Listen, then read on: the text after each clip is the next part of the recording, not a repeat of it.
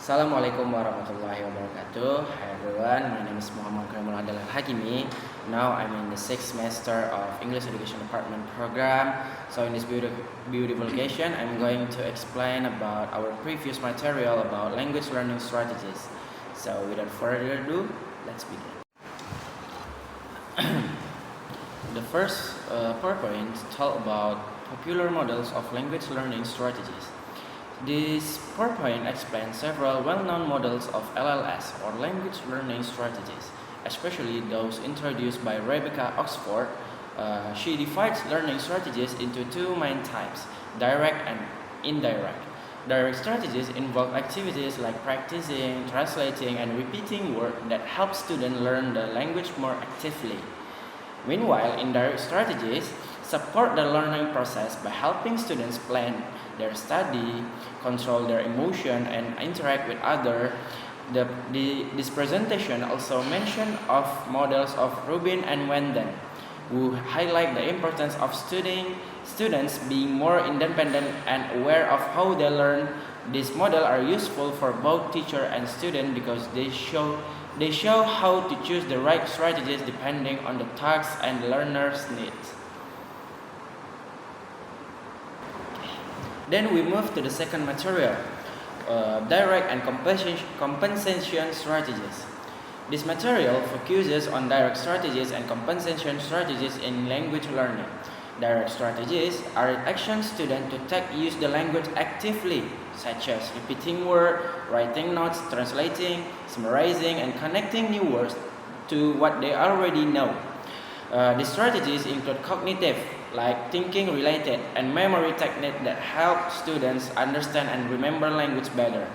Compensation strategies are helpful when learners don't know certain word or grammar. These include guessing meanings from context, using body language, describing the word, or asking for help.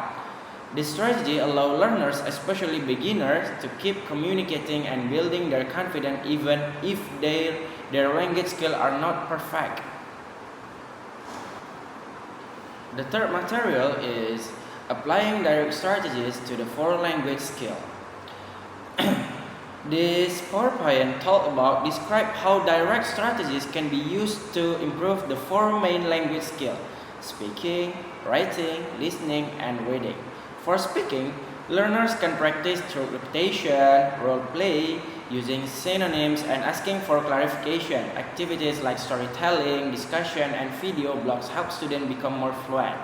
In writing, direct strategies help students understand how to organize their ideas, use correct grammar, and build a richer vocabulary. In listening, strategies like imagining the meaning, grouping similar words, and guessing from context help students understand spoken language better. When reading, students can use strategies like finding main ideas, predicting content, and using dictionaries.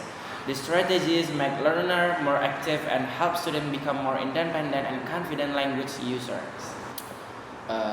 Then we move to the fourth PowerPoint or fourth material. This material talks about applying indirect strategies to the four language skills.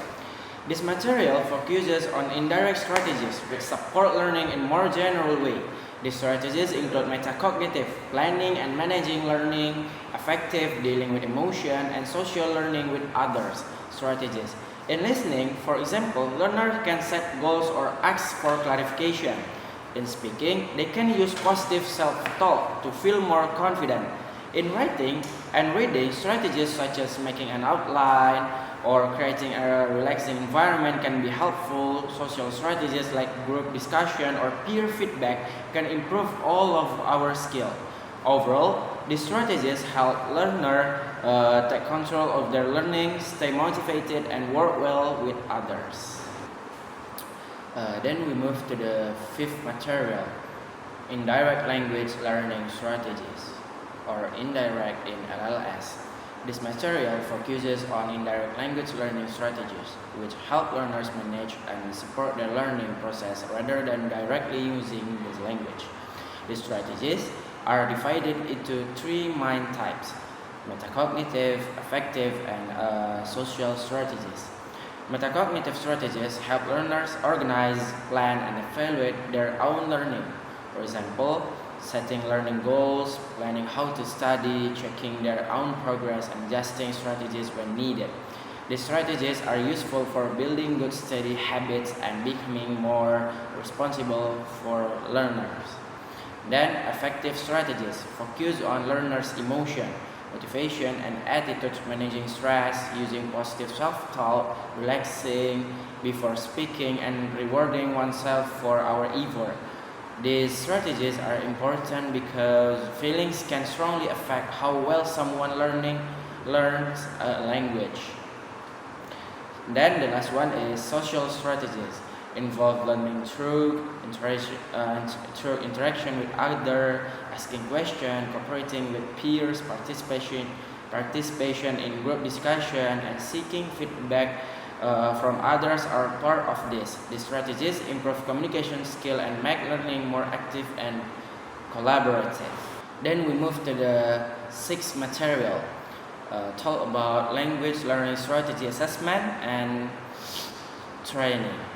So this material explains the importance of assessing and training language learning strategies according to Oxford.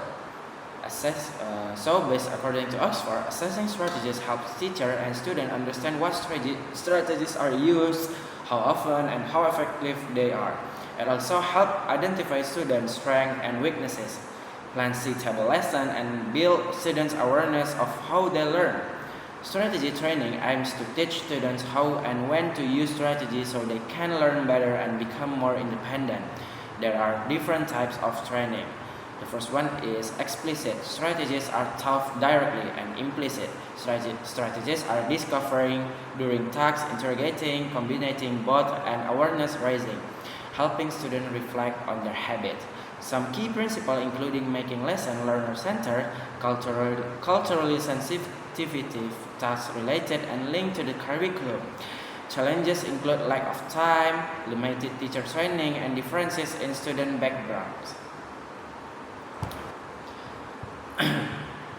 Last but not least material is networking at home and abroad in language learning.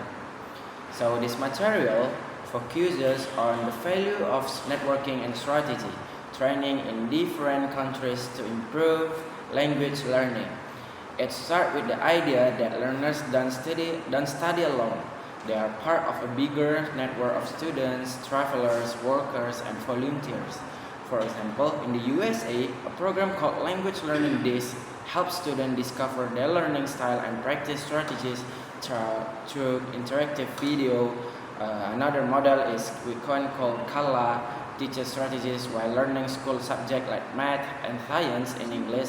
In France, Crackle supports self-directing learning with help from a guide, not a teacher. In the Philippines, volunteers are trained to use communication strategies when learning local language. In Denmark, the Flower model helps children plan their own learning through a system of goals, material, and self-evaluation. Okay, I think that's all about my explanation about previous material in language learning strategies. Assalamualaikum warahmatullahi wabarakatuh.